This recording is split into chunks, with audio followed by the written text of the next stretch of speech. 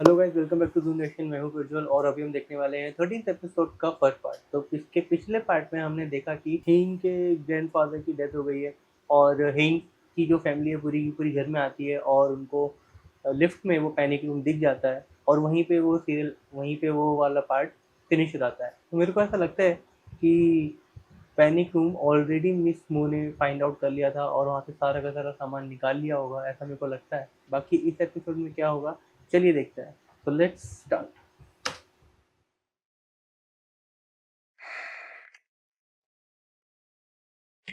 ये है हमारा नया घर। अंदर आओ।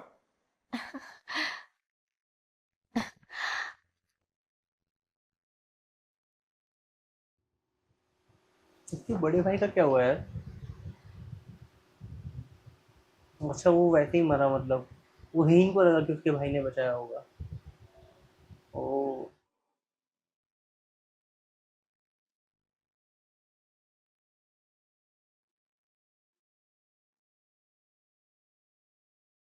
यहाँ मैंने एक सीक्रेट रूम बनवाया है।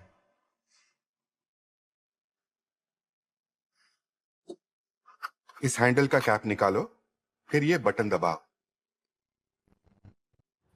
और ये रिकॉर्डिंग किसके पास थी फिर?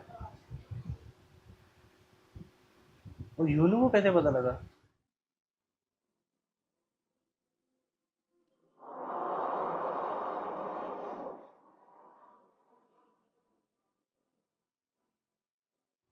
हम देखते हैं।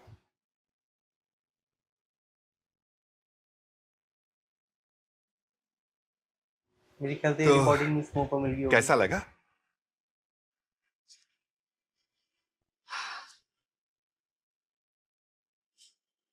खाली है पूरा। यहाँ तो कुछ भी नहीं है।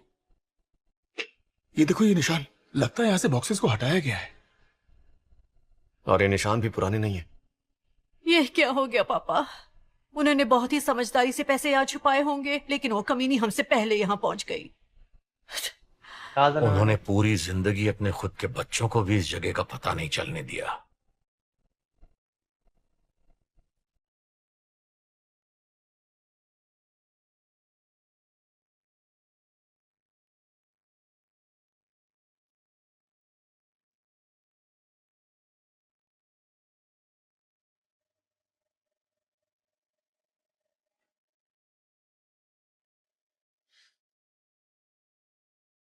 क्या तुमने चेयरमैन को अच्छे से अलविदा किया? तुझे क्या? तूने ही मेरे पापा को मारा है। क्या मतलब? सारा पैसा तेरे हाथ लग गया, इसलिए तुझे मेरी पापा की जरूरत नहीं रही। बता, वो सारा पैसा कहाँ रखा है? पता नहीं तुम ये क्या कह रही हो। तुम्हारे पापा नहीं रहे और तुम्हें पैसे की पड़ी है। बेचारे चेयरमैन होंगे। अपनी बकवास बंद कर। इसी वक्त निकल जा इस घर से। तेरा इस घर पे अब कोई हक नहीं है। अगर तुम सब मुझे इस घर से बाहर निकालना चाहते हो तो फिर कोर्ट जाओ और मेरे खिलाफ एग्जीक्यूशन ऑर्डर लेकर आओ। जानते हो ना क्या कह रही हूँ यूनू? जीजा जी, क्या ये सच है? क्या इसे निकालने के लिए कोर्ट का ऑर्डर चाहिए? हाँ, कोर्ट ऑर्डर तो चाहिए और वो भी जल्द ही आ जाएगा। ठीक है, तो कोर्ट ऑर्डर आने दो। हम अपने घर वापस आने वाले हैं। तुम तब भी यहाँ रहोगी? क्या हम इस छत के नीचे पिछले 20 साल से रह रहे हैं? मुझे तो लगा था हम एक परिवार हैं। हाँ, लेकिन ठीक है, हम जल्द ही वापस आ रहे हैं और हम साथ रहने के लिए राजी हैं।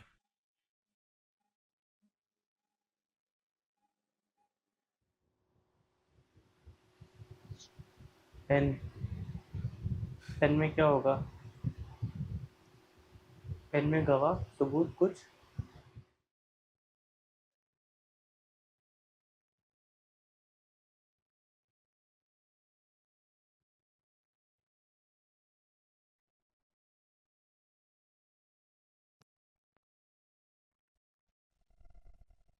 हेइन,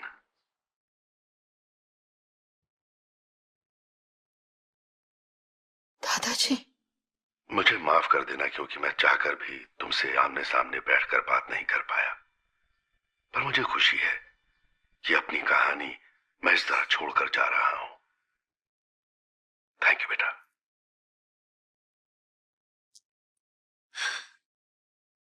अभी वो आगे पार्ट दिन में में दिखाएंगे। सिर्फ कुछ ही देर के लिए सब कुछ याद आता है, जैसे काल कोठरी में दिन में एक बार रोशनी आती है। जब ऐसा होता है उस वक्त मैं ज्यादा कुछ सोच नहीं पाता हूं, कुछ याद नहीं रहता मुझे। बस पछतावा होता है। मैंने पूरी जिंदगी एक एक पैसा बचाया है और मुझसे वो पैसा कोई छीन ना सके, इसके लिए मैंने अपनी तरफ से सब कुछ किया। और मैंने इसी काम की जद्दोजहद में पूरी जिंदगी लगा दी। लेकिन अब मेरे पास बचा ही क्या है। मैं अब तुम सबके सामने ये मानता हूं कि मैंने अपनी जिंदगी यूं ही गंवा दी है। उम्मीद है तुम लोग अपनी जिंदगी ऐसे नहीं गुजारोगे। इसीलिए मैं दिल से दुआ करता हूं कि तुम्हारी जिंदगी मेरी तरह बेकार न जाए।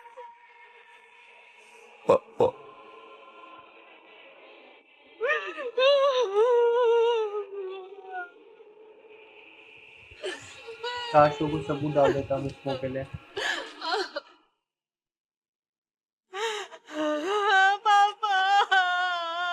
क्या पता डाला वो आगे दिखाएंगे।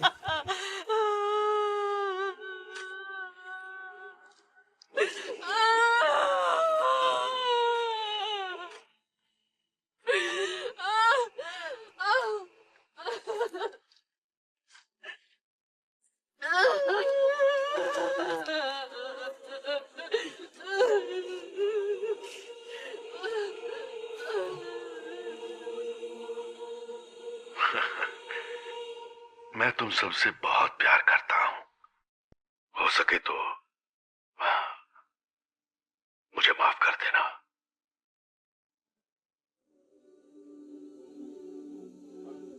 काश यार किस तरीके से बच जाता।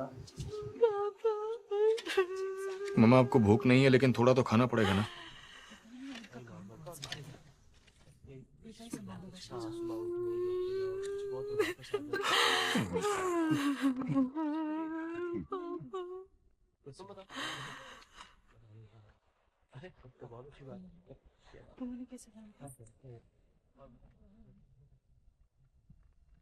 बाहर ठंड है, कार में बैठना चाहोगी? नहीं,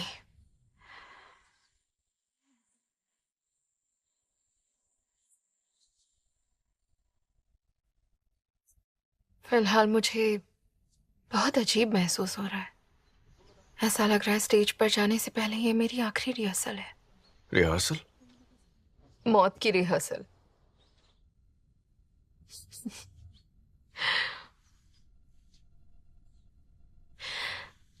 मौत की सेरेमनी ना बहुत ही अलग होती है। पूरा परिवार आता है, गड्ढा खोदकर लाश को दफना देता है। फिर वो लोग टेंट में खाना खाकर कब्र के पास जाकर रोने लगते हैं और कुछ ही देर में सब लोग अपने अपने घर चले जाते हैं। उसके बाद मैं अकेली रह जाऊंगी। पता है ना, डॉक्टर ने कहा था 3 महीने ही बचे। वो तो कब के पूरे हो चुके।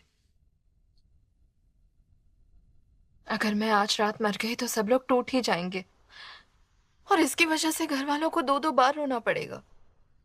और ये मेरी फैमिली की इमेज के लिए सही नहीं होगा। अच्छा, तो तुम्हें अभी इस बात की फिक्र हो रही है कि 2 बार रोना पड़ेगा तो इमेज खराब हो जाएगी?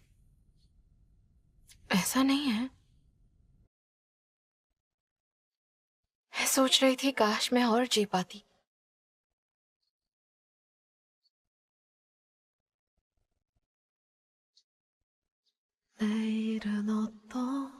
मौसम कितना सुहाना है, बादल कितने अच्छे लग रहे हैं, पंछी भी गुनगुना रहे हैं।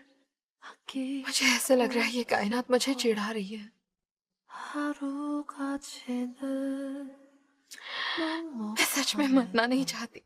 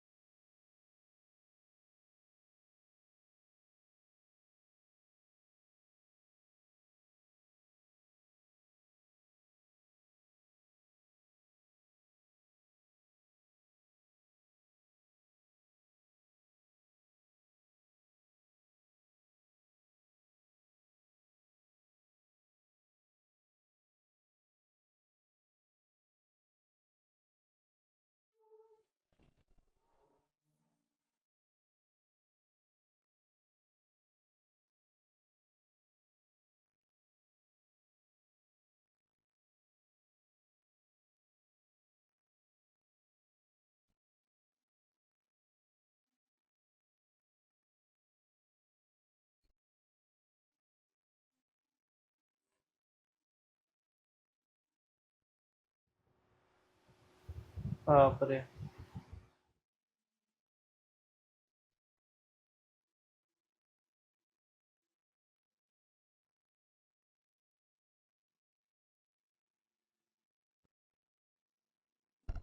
आपको इसका पता कैसे चला?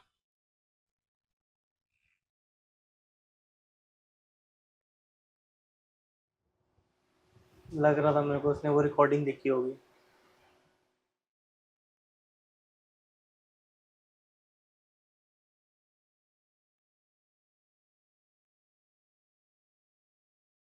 यहाँ मैंने एक सीक्रेट रूम बनवाया है। इस हैंडल का कैप निकालो, फिर ये बटन दबाओ।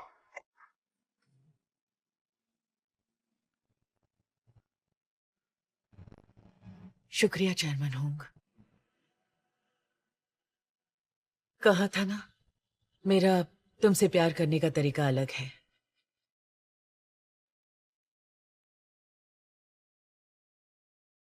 ये पैसा तुम्हें महफूज रखेगा।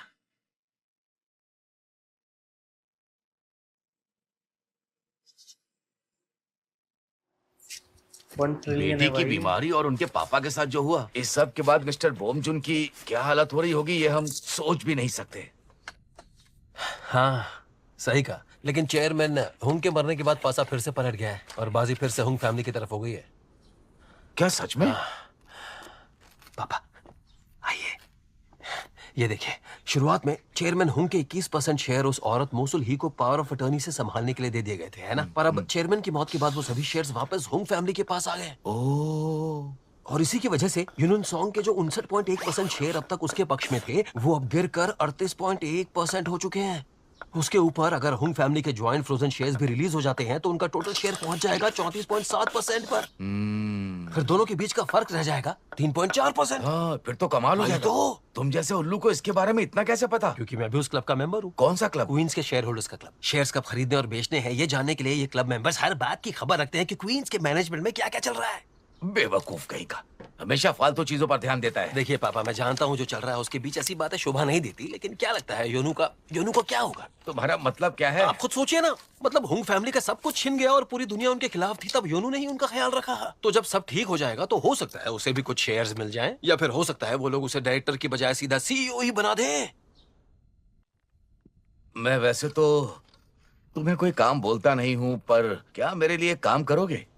हाँ बोलिए ना, क्या करना है? अगर कभी तुमसे कोई तुम्हारे बाप का नाम पूछे तो गलती से भी मेरा नाम मत लेना। पापा ऐसा क्यों? पापा आपको मेरे टैलेंट की कदर ही नहीं है।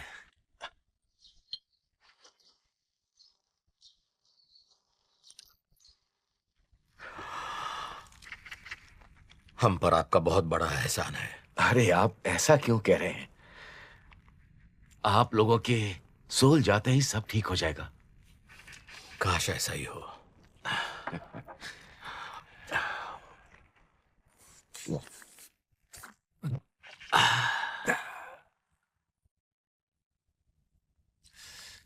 वो ये जो खुरमा है ना, आमतौर पर काफी कड़वा होता है, लेकिन ऐसे कड़वे खुरमे जो कोई नहीं खा सकता, उन्हें खाने लायक मीठा बनाने का भी एक तरीका है। कौन सा तरीका? बहुत ही बढ़िया और आसान तरीका है।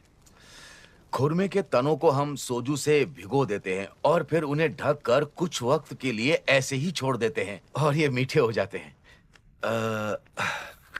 लीजिए, चख कर देखिए इसे।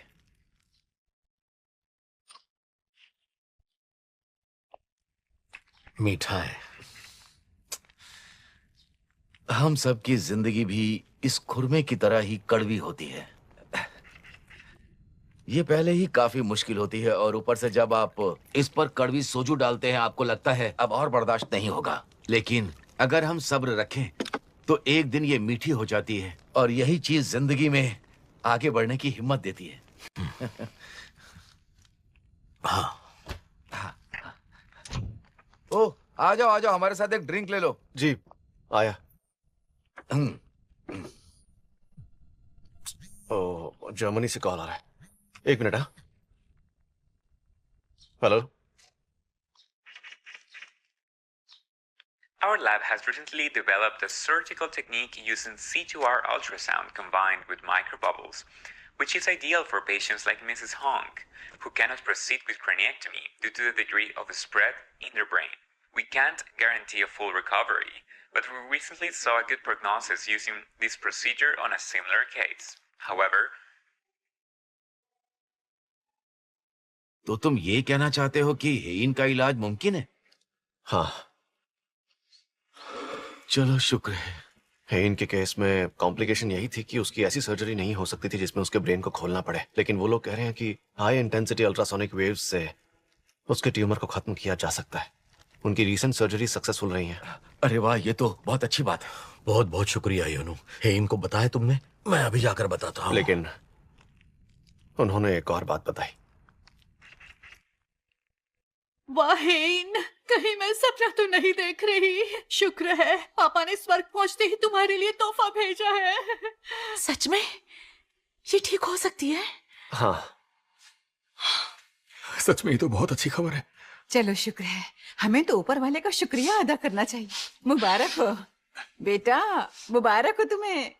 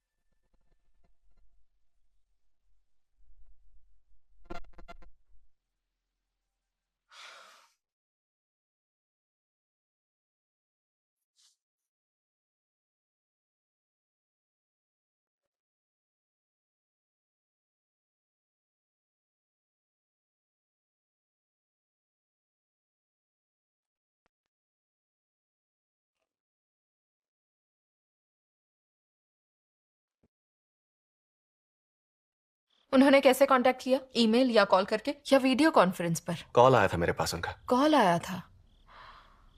कोई हमारे साथ मजाक तो नहीं कर रहा ना? स्कैम भी हो सकता है। अरे ऐसा कुछ भी नहीं है। फिर ठीक है, सो जाओ। लेकिन ये बात पक्की है कि मेरे जैसे रेयर केस में ये सर्जरी करना मुमकिन है? मुमकिन है। ओह अच्छा। और डेट का क्या? उन्हें बता दिया ना हम जल्द ही पहुंचेंगे? बता दिया। Very good.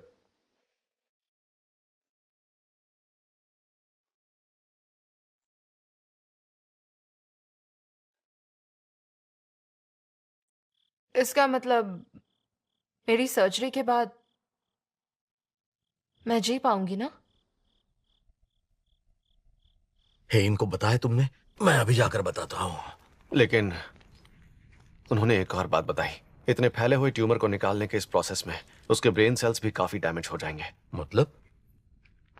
उसकी लॉन्ग टर्म मेमोरीज, यानी उसकी याददाश्त पूरी तरह चली जाएगी। क्या मतलब? ये तू क्या बोल रहा है? मतलब उसे आज तक जो भी याद है, इस सर्जरी के बाद वो सब भूल जाएगी।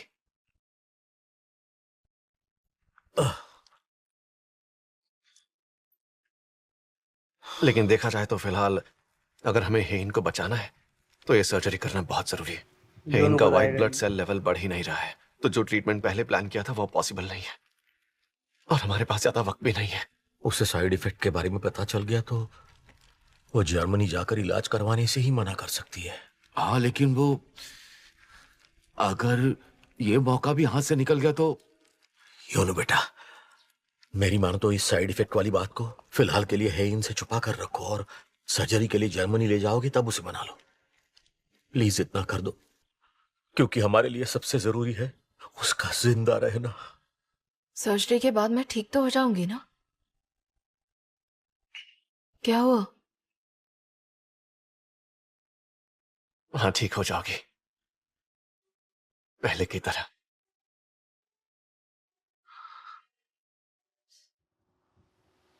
ये तो अच्छी न्यूज है। तो मेरे को लगता है वहां से कुछ एक नया Good ट्विस्ट night. आएगा।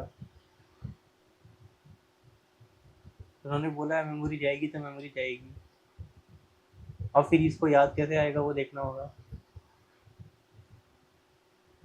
यार आपको पता है इसको डूबने से बचाया किसने था? अगर पता है तो बताओ यार मेरे को भी। ऐसे तो दिखा दिया है किसी ने बचाया था। इसको क्या हो गया?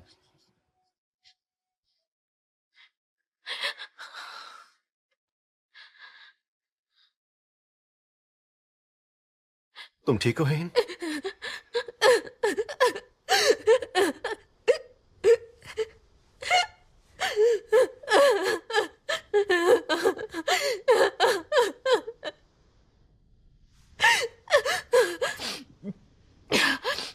हाँ, मैं ठीक हूँ, फिक्र मत करो। मैं रो रही हूँ क्योंकि इतने वक्त के बाद मुझे अच्छा लग रहा है। समझ सकता हूँ। ऐसा लग रहा है कि मैं एक बुरा सपना देख रही थी।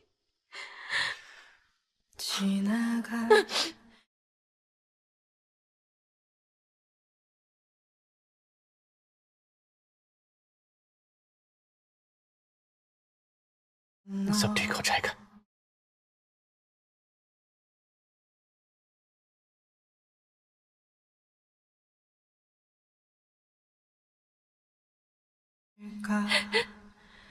너만 바라봐 내가 원한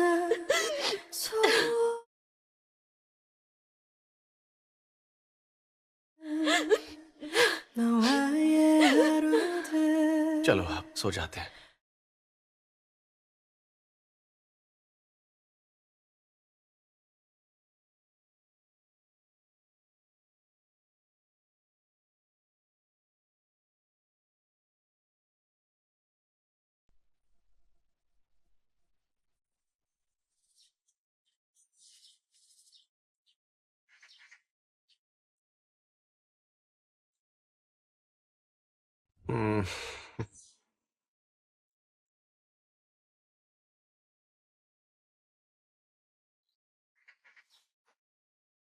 गुड मॉर्निंग। Good morning. आज काम पर मत जाना तुम।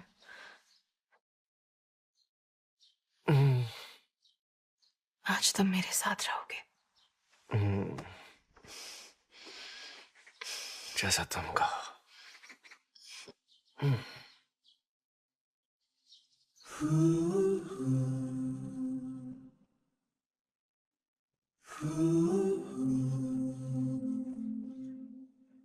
यही ना?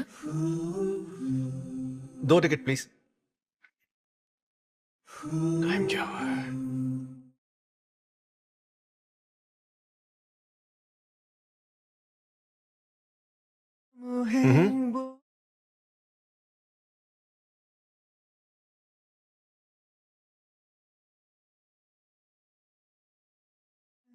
अरे संभाल कर गिर जाओगे।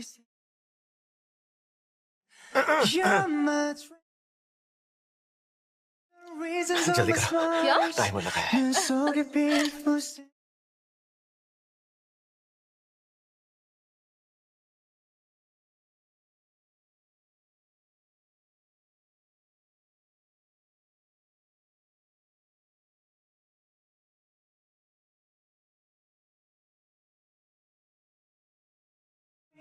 हनीमून के बाद हम पहली बार ऐसे घूमने निकले हैं। वो तो है। सिर्फ काम करती रही, जिंदगी जी ही नहीं मैंने। मेरी सर्जरी हो जाने दो, फिर हम दोनों ऐसे ही घुमा करेंगे। प्रॉमिस करो। प्रॉमिस। खुश हो गए वो। कोई भी खुश हो जाएगा भाई।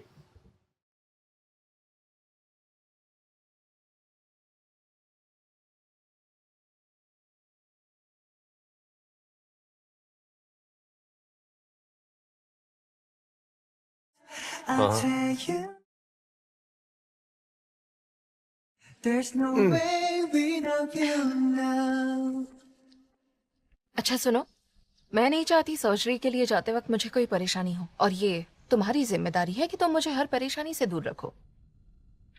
हाँ जानता हूँ। बताओ क्या परेशानी है? मैंने ऐसा जानबूझकर तो नहीं किया, मगर मैंने तुमसे अब तक 3 राज की बातें छुपा कर रखी हैं। राज की बातें मतलब? सर्जरी से पहले सारे बता दूंगी, और आज मैं तुम्हें पहला राज बताऊंगी। अच्छा ठीक है, तो फिर बताओ। तुम्हें ये MP3 प्लेयर स्कूल में मिला था ना? हाँ। ये मेरा है। हाँ?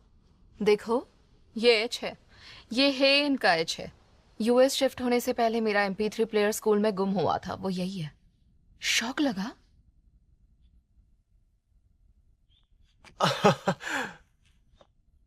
कुछ भी? हाँ, कुछ भी नहीं, यही सच है।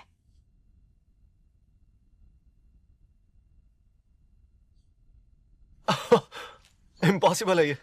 इम्पॉसिबल तो है, पर हमारे बीच सब पॉसिबल है। तुम्हारे लिए मैं उन लोगों में से एक हूँ जो तुम्हें चलते फिरते मिली थी, तो शायद तुम्हारे लिए ये उतनी अहमियत नहीं रखता। अरे नहीं, वो बात नहीं है। मेरी बात सुनो, देखो सच कहूं तो मैं डरो मत, मैं डांटूंगी नहीं। क्यों? क्योंकि अब मैं पहले वाली है नहीं रही। मुझे जीने का एक और मौका मिला है, और अब से मैं सिर्फ अच्छा ही सोचूंगी और पॉजिटिव बातों पर फोकस करूंगी। सच्ची? ये MP3 प्लेयर हमारी कहानी का एक हिस्सा है, और अब से मैं ऐसी पॉजिटिव बातों पर ही फोकस करूंगी। वो जानता है, वो भूल जाएगी वो ट्रीटमेंट के बाद। फिर तो अच्छा है। पता है, उनसंग ने मुझे कहा वो भी मुझे बचपन से जानता है, और उसने मुझे एक बार डूबने से बचाया था, और न जाने क्या क्या कह रहा था। डूबने से बचाया? वो आदमी पागल हो गया है क्या? खुद को समझता क्या साला? अच्छा है ना, अब तो हमारी कहानी बिल्कुल फिल्मों जैसी है। उस वक्त स्कूल ग्राउंड में सोच रही थी,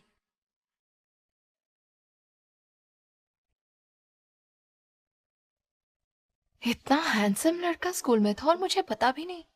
यकीन नहीं होता इसे छोड़कर जा रही हूँ। अफसोस हुआ बहुत। मेरे दिमाग में यही ख्याल आ रहे थे। और हाँ, वो ब्लैक लोफर्स, तुमने उस दिन ब्लैक लोफर्स पहने हुए थे, वो भी व्हाइट सॉक्स के साथ। तुम्हारी स्किन बहुत ग्लो कर रही थी, और तुम्हारे बाल, तुमने शायद इतनी ऊंची पोनीटेल बनाई हुई थी। हाँ, उस वक्त मुझे पोनीटेल बहुत पसंद थी। पता है तुम्हें देखकर मुझे क्या लगा था? यही वो लड़की है जिसके साथ मैं जिंदगी बिताऊंगा। और फिर अगले दिन आकर मैंने तुम्हें हर जगह ढूंढने की कोशिश की। सब इतना जल्दी हुआ कि आईडी पर नाम तक नहीं पढ़ पाया। सच में? पर तुम्हारा MP3 प्लेयर वहां गिर गया था, तो वो लेकर तुम्हें ऐसे पागलों की तरह ढूंढ रहा था जैसे तुम्हारे बिना मर ही जाऊंगा। फिर हम ऑफिस में मिले, एक दूसरे से प्यार हुआ, और शादी भी हो गई, और हाँ, डिवोर्स भी हो गया। हाँ, लेकिन इसी को तो कहते हैं कि जोड़ी हमेशा ऊपर से बनकर आती है। करेक्ट। मैं तुम्हारे टाइप की लड़की हूँ, और हम दोनों का साथ पहले से लिखा हुआ था। आगे चल। इतनी नौटंकी क्या करने की जरूरत है? आगे चलकर एक्सेप्ट कर लेंगे, शादी कर लेंगे, खत्म। सोचा नहीं था हम कभी साथ रहेंगे। अब मुझे रोना आ रहा है। इसने बताई नहीं है डूबने वाली बात इसको। पहले मैं तुम्हारे साथ नहीं रहना चाह रही थी, पर अब मैं तुम्हारे बिना नहीं रह सकती। कमाया है यार योनू ने इतना।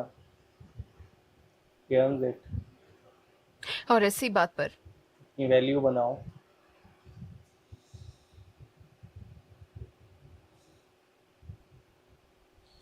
तुम्हारे डिवोर्स कैंसिल की रिक्वेस्ट को एक्सेप्ट करती हूँ।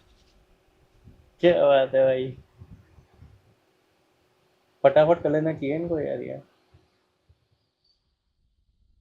क्या ऐसा मुंह क्यों बनाया है?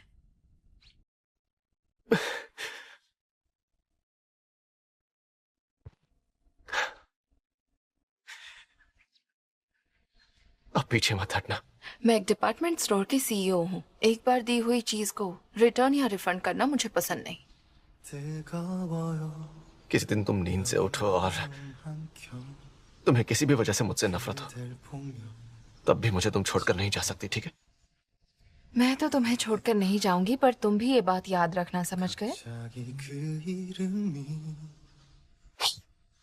और हाँ, अगर हमारी बहुत बुरी लड़ाई हो जाए, मेरी शक्ल भी बर्दाश्त ना हो, या फिर तुम किसी भी वजह से हमारा किया हुआ ये वादा भी याद ना रख पाओ, तो भी जाने नहीं दूंगा। मैं जिंदगी भर तुम्हारे साथ रहूंगा। समझ गई, और मैं भी हमेशा साथ दूंगी। अब अपना मुंह बंद करो।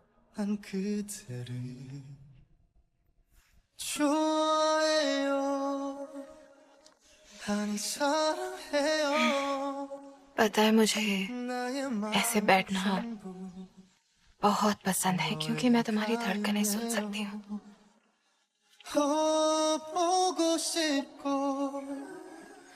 자꾸 떠오르는 걸 보며 나만 나봐요.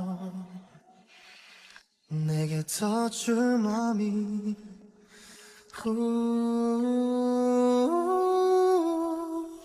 그대 हींग जैसी के लिए यूनू जैसा बनना पड़ेगा भाई। तो मैंने हिसाब लगाया, मेरा 5% का बनता है करीब 45 बिलियन। अगर चिल्लर माइनस करें तो 40 बिलियन भी चलेंगे। अगर आज ही कैश देंगी तो मैं ले जाऊंगी। कार लाई हूँ। तो पैसे लेने आई हो? शायद मेरा बर्ताव आज आपको थोड़ा अलग लग रहा होगा, पर आपको नहीं लगता ये बदलाव हमारे बीच जो हुआ उसकी वजह से है? सारा काम मैंने किया, फिर भी मेरी पीठ पर वार किया गया।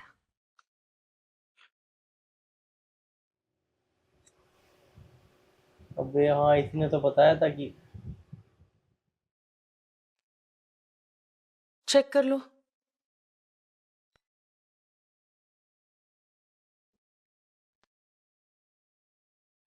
One, 10, 100,000, million, 100 million, billion.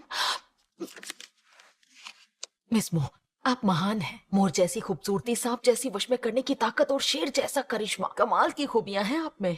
और ये सारी खूबियां पूरी दुनिया में सिर्फ आपके पास हैं। सस्पेंशन ऑफ पेमेंट लगा है। क्या? जब तक सस्पेंशन नहीं हटता तुम पैसे नहीं निकाल सकती। मिस मो, ये बदला हुआ बर्ताव हमारे बीच जो हुआ उसकी वजह से है। पता है, मेरी पीठ पर भी बहुत वार हो चुके हैं, पर मैं जब मुझे यकीन हो जाए कि तुम वही कर रही हो जो मैं चाहती हूँ तो सस्पेंशन हट जाएगा, फिर सब तुम्हारा। क्या बात है, क्या खूब चाल चली आपने। माँ, ये क्या कर रही हो? अभी तो किमची का मौसम भी नहीं आया है। हेइन और उसकी फैमिली वापस जा रहे हैं ना, तो सोचा उन्हें पेयर एक्सट्रैक्ट और थोड़ी किमची ही दे दूंगी। ये थोड़ी किमची थोड़ी है। अब बना ही रही थी तो सोचा पड़ोसियों के लिए भी बना ही लेती हूँ, आंटियों के लिए भी ले ही जाना। इसे तैयार होने में बरसों लग जाएंगे। अरे तुम मदद कर दो, जल्दी हो जाएगा। माँ, मेरे हाथ मेकअप के लिए बने हैं। मैं आपकी मदद कर देती हूँ। ये मूली काट दूं क्या? ओ, ये तो बहुत अच्छा रहेगा। बाप रे, कितना तेज काट रही है। ये काटने में कितनी माहिर है माँ। काटने में तो वो जैसे सब्जियां काट रही थी, कोई आम इंसान नहीं काट सकता। वैसे वो काफी हिम्मत वाली लगती है। मतलब?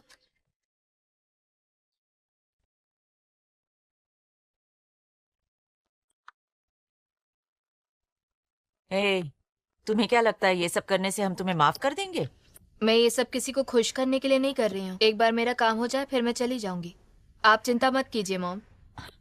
चली जाओगी तो फिर मुझे मॉम कह के क्यों बुला रही हो? चिढ़ा रही हो मुझे? आगे से मॉम मत बुलाना। पर मैं बुलाना चाहती हूँ। क्यों? मेरी जिंदगी में आप पहली इंसान हैं जिसे मैंने माँ का दर्जा दिया था, तो प्लीज मुझे बुलाने दीजिए।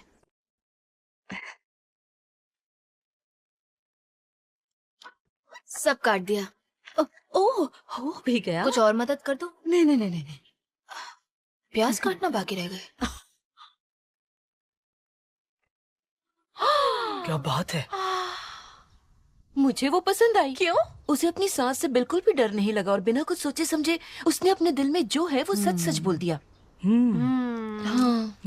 ठीक से लगाओ, जल्दी निकलना नहीं चाहिए। हाँ, क्यों नहीं। अरे हेन, यहाँ आओ। इन्हें तुम्हारी सर्जरी के बारे में पता चला। ये सब तुम्हारे लिए बहुत खुश हैं। ये तो बहुत बड़ी खुशखबरी है। शुक्र है। हम सब बहुत खुश हैं। बहुत बहुत शुक्रिया। लेकिन ये चल क्या रहा है? तुमने गार्डन बॉल्सम से नेल डाई करना ट्राई किया है? नहीं किया। ओह, इसकी कहानी नहीं जानती हो? पहली स्नोफॉल तक ये डाई तुम्हारी नेल्स पर लगी रहे तो पहला प्यार मिल जाता है। इसलिए बंगसिल गर्मियों के बजाय ऑटम में करती है ताकि डाई टिकी रहे। काफी रोमांटिक है। वो तो नहीं कह सकते, पर इसकी फितरत बिल्कुल भी अच्छी नहीं है। झूठ मत बोलो, मेरा कोई बुरा मकसद नहीं है। तुम्हें पता है ना, उसका तो डिवोर्स हो चुका है। मतलब पहले मुझे कोई फर्क नहीं पड़ता था, लेकिन आजकल हम दोनों काफी टकराने लगे हैं, तो मुझे ऐसा लगता है हमारे बीच अब बस भी करो, अपना मुंह बंद करो। चुप करो। क्या बोली जा रही है? सॉरी सॉरी सॉरी, मैंने ज्यादा बोल दिया क्या? मिस हूँ, आप प्लीज नाराज मत होना। मैं क्यों होंगी? मतलब सच कहो तो योनो स्कूल में मुझे पसंद करता था और मेरे साथ फ्लर्ट भी किया करता था। कुछ भी कह रही हो? योनो ने ऐसा कब किया? हाँ, तुम्हें नहीं पता? याद है ना, जब चर्च में स्नैक्स बटा करते थे और योनो वो बांटने का काम करता था, तब हमेशा मुझे 2 चॉकलेट केक और स्टीम बन्स दिया करता था, वो भी सबके सामने। वो इसीलिए क्योंकि तू दूसरों के स्नैक्स चुराया करती थी। सच कह रही हूँ। हेन, ऐसा कुछ भी नहीं था। और तू इतनी बकवास क्यों कर रही है? पहले स्नोफॉल तक ही ये टिकना चाहिए ना।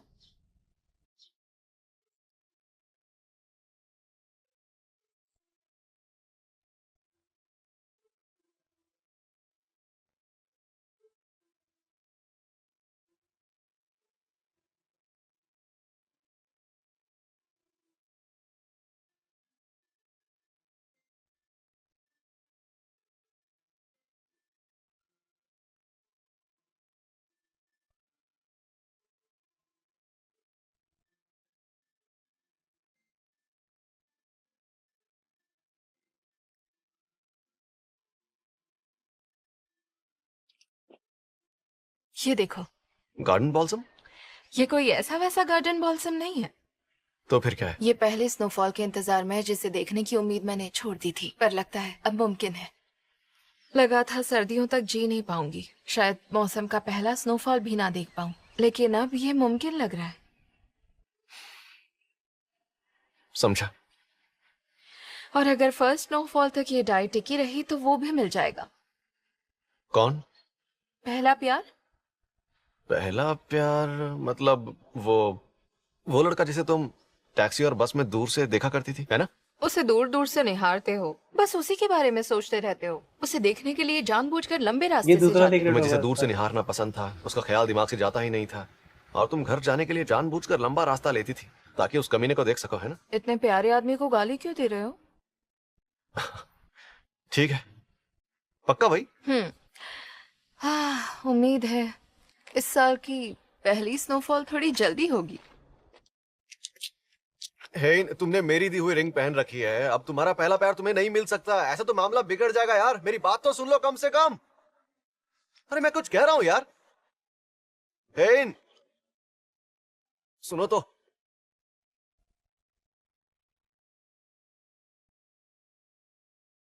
माइकल होंग बॉम्सॉक से मिला था। जी, एवरेज के सीईओ की हैसियत से। बाप के मरने के बाद शायद बड़ा बेटा आकर कमान संभालना चाहता है। एवरेज पिछले कुछ वक्त से स्टॉक होल्डर की लिस्ट में लीगल एंटिटी की तरह सामने आ रहा है। जब से स्टॉक प्राइस क्रैश हुए हैं, बॉम्सॉक शेयर इकट्ठे कर रहा है और वो एलपी से मेरी पोजीशन मांग रहा है। तुम्हारे पास जो है उससे तुम्हारी पोजीशन बरकरार रहेगी।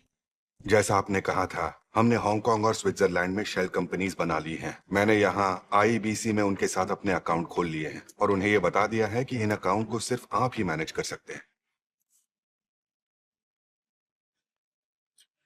तो फिर हम अपनी पहली डील कैसे करने वाले हैं? 2.1% सर्टिफिकेट ऑफ डिपॉजिट से। जी सर। फंस गया जाल में।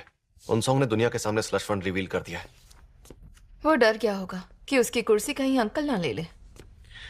तो मिस्टर बॉम्सॉक अब भी न्यूयॉर्क में ही है ना? जी, वो लगातार एलपीज के साथ मीटिंग कर रहे हैं। ऐसी बातें उनसोंग तक पहुंचाते रहना जरूरी है ताकि वो कंफ्यूजन में रहे और फिर वो स्लश फंड से ही शेयर्स खरीदता जाएगा। जी सर। सबूत हो तो यूनुन सॉन्ग घपले, ब्रीच ऑफ ट्रस्ट और violation of the foreign exchange transaction act के इल्जाम में अंदर जा सकता है।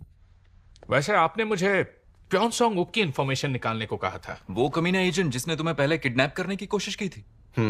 वो हमें डबल कॉन्ट्रैक्ट और डायरेक्टर चो के खिलाफ सबूत देने वाला था, लेकिन उसका कोई अता पता ही नहीं है और उसका फोन भी नहीं लग रहा। एक हफ्ते से उसने ना ही क्रेडिट कार्ड इस्तेमाल किया और ना ही उसके फोन रिकॉर्ड्स में कुछ मिला। शायद देश छोड़कर भाग गया है। अरे यार, ये गाड़ी कई दिनों से खड़ी है, गड़बड़ लग रही है। कल रात क्योंगी योंगजिनगुन में सामबाग रिजर्वॉयर के पास एक 40 साल के अनजान आदमी की लाश पाई गई। बॉडी पर गंभीर घाव होने के कारण और बॉडी डिकम्पोज होने की वजह से लाश की पहचान नहीं हो पाई।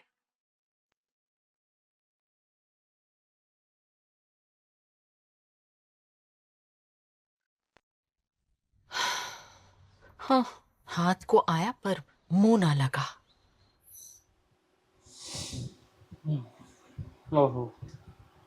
तो दोस्तों हमने 13 एपिसोड का फर्स्ट पार्ट देख लिया है और इस वाले पार्ट में हमने देखा कि फ्लश फंड और ये सब और जो उनका जो सबसे बड़ा बेटा है उनका क्या बोलते हैं हिंग के जो शायद ताऊजी हैं शायद वही, तो वो शायद वापस आने की कोशिश कर रहे हैं एंड ऑल ये सब। बाकी हमने हिन और योनू का हमने रोमांस देखा जो कि बहुत अच्छा जा रहा है। इन दोनों का जो बॉन्ड है वो एकदम बढ़ता ही जा रहा है बढ़ता ही जा रहा है। बट हाँ एक चीज़ की दिक्कत है कि जब उसका इलाज हो जाएगा उसकी जो याददाश्त है वो चली जाएगी और मुझको लगता है कि वहाँ से एक नया ट्विस्ट आने वाला है जब उसकी याददाश्त जाएगी और फिर वो कैसे उसको रिकॉल करेगी, क्योंकि देखो उन्होंने याददाश्त जाने का एक एलिमेंट तो डाला है ना, तो वो कहीं ना कहीं यूज़ तो करेंगे। तो अब उसकी याददाश्त जाएगी और फिर वो किस तरीके से योनू को वापस दोबारा से क्या बोलते हैं उनका फिर हमेशा दोबारा से एक और लव एंगल देखने को मिलेगा योनू और हेइन का। बाकी आप लोग कमेंट करते रहिए आपको कौन सा अगली सीरीज़ देखनी है, कमेंट करते रहिए और मिलते हैं आपसे इसी के अगले पार्ट में। तब तक के लिए गुड बाय।